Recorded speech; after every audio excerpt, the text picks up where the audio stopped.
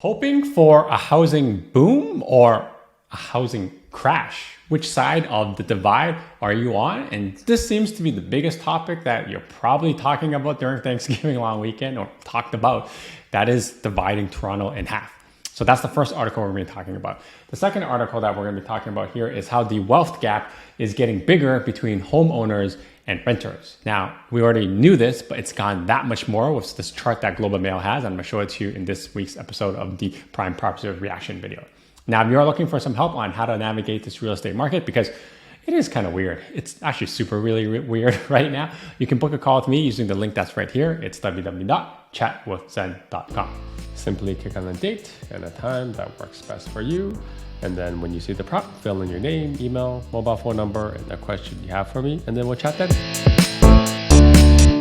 Good day, Toronto. Welcome to another episode of Prime Properties TV. My name is Zhen, and I run a RE/MAX in the Greater Toronto area on top of making wicked awesome videos like this for you to educate you in what the heck is happening in this real estate market.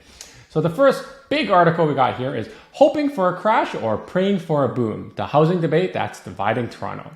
And this is kind of a big topic, right? It's coming down to renters versus owners. So I've highlighted a couple things that I want to kind of add some more commentary on, right? So the first one here is this is someone who is a renter saying that I'm hoping that there will be a crash and landlords will have no choice but to lower the rent. Look, unfortunately, that's just not what the situation is. If you looked at what happened recently in this year or also what happened in 2008, whenever prices come down, rents actually go up. So that's why we kind of see a massive spike in the rental rates, right? So just because prices have come down, it doesn't mean that there's going to be more stuff for you to rent and prices for rentals go down. It's actually the exact opposite. As long as I've been doing this, the only time I've seen rental rates come down is basically the pandemic. So this thinking, not necessarily correct. Now, this is from a homeowner saying that she's worried a downturn in the housing market and interest rate hikes. And that when her mortgage comes for renewal, her payment would likely jump by $1,000 a month and can't afford it. So that is going to be something that will probably play out on next, call it 3 to 5 years or so when the stuff renews. Now, here's kind of the kicker, right? So while homeowners are dreading rate hikes and imagining their retirement plans evaporating along with these house values, many renters are cheering for a crash, waiting for a steep drop in prices so that they can get a foothold into the market or at least some rent relief. Now, I don't agree with the rent relief part, kind of like I said earlier, but there are a lot of people who are on the sidelines cheering for a crash in hopes that they can get into the market because it's not that they don't want to get into the market, it's that it's unaffordable to get into the market, right? Now, the next part here is kind of the divide, right? So this is kind of why I highlighted this topic. It's talking about how you have the haves and the have-nots, right? So this is a person making good money working remotely in the tech sector, and he's absolutely looking for a drop before he could buy, but he needs to see prices come down under 40%. And that's kind of the thing I've been saying, right? Like you're either on the side of you want to buy and you're hoping for a crash so you can actually get in. But the problem right now is that even when prices go down, the cost of carrying, meaning the rates have gone up, that your monthly payment on say $1 million or $800,000 is actually the same thing. So the affordability hasn't gotten any better. Just that when you're buying something for less, you have a lower down payment and lower land transfer tax. But if you're not going to qualify for higher interest rates, it's actually like you're not going to be able to get in. Like it's actually harder to buy something right now, like so the same house than it was in February when credit was a lot looser, right?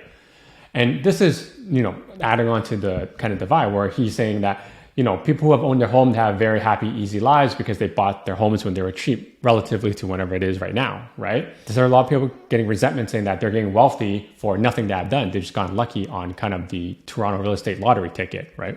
Now, one of the cool things that I like about Toronto Star is when they have these kind of surveys, right? You can see the results. So it says, are you hoping for a downturn in the housing market? And you guys let me know in the comment section below what your thoughts are.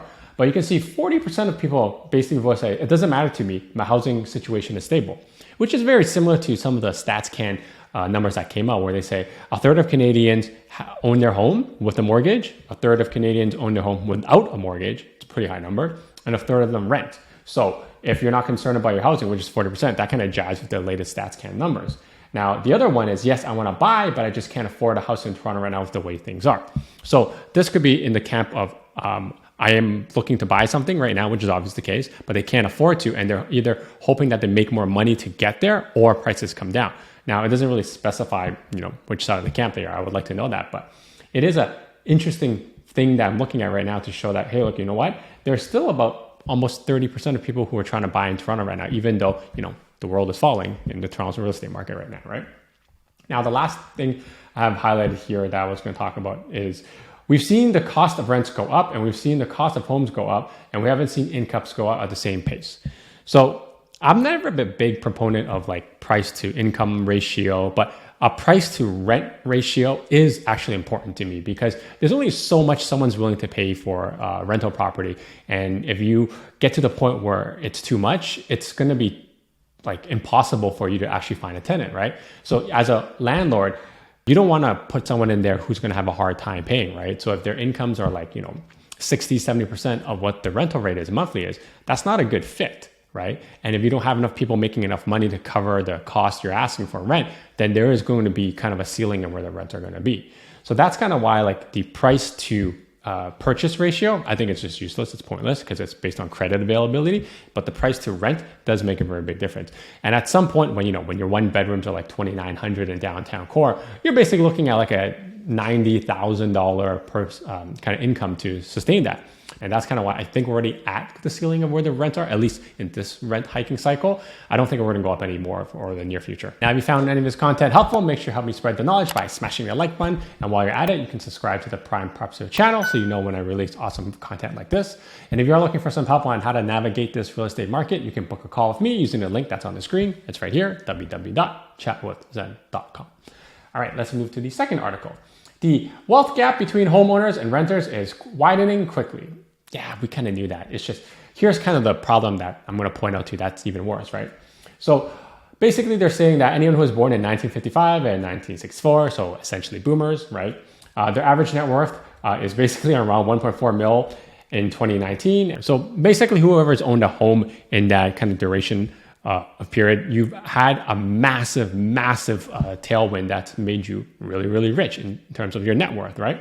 But you can see in 2019 here, this is just absolutely wild. You're going from 1.4 mil to 230,000 for someone who rents. It is just nuts. So that's why the disparity is going to get bigger and bigger. And kind of like in the last article I was talking about, there's a lot of resentment, like this person here. They're saying that people are just getting rich by luck. And when more and more of that zeitgeist gets into kind of the people who don't have versus those who have, there's going to be a lot of resentment between those two. And that's kind of why I think landlords are going to end up being kind of like the next type of villains out there, even though, there's some good ones and bad ones, but most are just trying to provide housing, right? The last thing I want to point out to you in this article here is actually what I would find quite interesting, saying that millennials are becoming homeowners at similar rates as boomers and Gen Xers at their equivalent age, generally when you're starting a family, right? They are, however, taking on a lot more debt than previous generations. And within the millennial generation, there's a larger gap in net worth between those at the top and at the bottom with the wealth distribution. So this is actually shocking because I thought millennials would be not buying into the homes properly. But to me, I'm kind of being led to the conclusion that yes, millennials are buying, but when they're taking on more debt, it means that they need to have more income to qualify for it. And if the purchase price is so high, they're, like we were saying before, they're probably getting a gift down payment from their boomers or Gen X parents where they've kind of benefited from this kind of real estate lottery in Toronto, right? And while it is getting more and more difficult, and this is kind of why they had this price to income ratio. And again, I think it's just complete trash because it makes a difference, but a lot of it has to do with how much credit is available in the market, right? So the reason why I kind of just like stopped there with the article is if you go to this site over here, it kind of ranks how expensive a property is relative to income, right? So you can see in here, Syria is 150 times your income, which is absolutely wild, right? So if I had to just do a little quick search, if I go to Toronto, Toronto's ranked 139. It's really not that bad. Right now, they're at 11 times. I think Vancouver, if I had to put it in here, is a little bit higher when I checked earlier. Vancouver's at 122, which is at 12 times. So when you get into like the massive, cities, you got like Beijing, Shanghai, Sri Lanka, and Colombo, and Hong Kong. There are different reasons why that stuff is so expensive relative to the income. But as a metric of what the average income to the purchase price is, it's kind of irrelevant because every single place has different rules for how much mortgage you can get. I've been preaching this a lot already, right? As you can see from the website over here, it's not really that bad in Toronto right now. It's bad, but like it's not bad relative to other cities. But the thing in all of this metric of like, average income to price, it's all driven by how much credit you can get. And like the more credit there is, then the higher the prices are going to go. So if at some point, like I've been seeing for a while now, if we allow first-time home buyers to go 40-year amortization, they don't have to do stress tests, then yeah, they're going to get into the market and it's going to still drive some prices up, but it may rule out some people buying the second home. So it really comes down to the type of like fiscal policy that the government puts in place. Anyways, I'm going to wrap it up here because the wealth gap topic can get really, really big. I don't want to get in there. If you are looking for some help on how to navigate this kind of crazy, confusing real estate market, you can book a call with me using the link that's right here. It's www.chatwithzen.com. Until next time, your move, your future. See ya. Now that you're done watching this one, how about this one? Oh, you know what? This one's good too. Ooh, this one's really good. You know what? Just watch them both.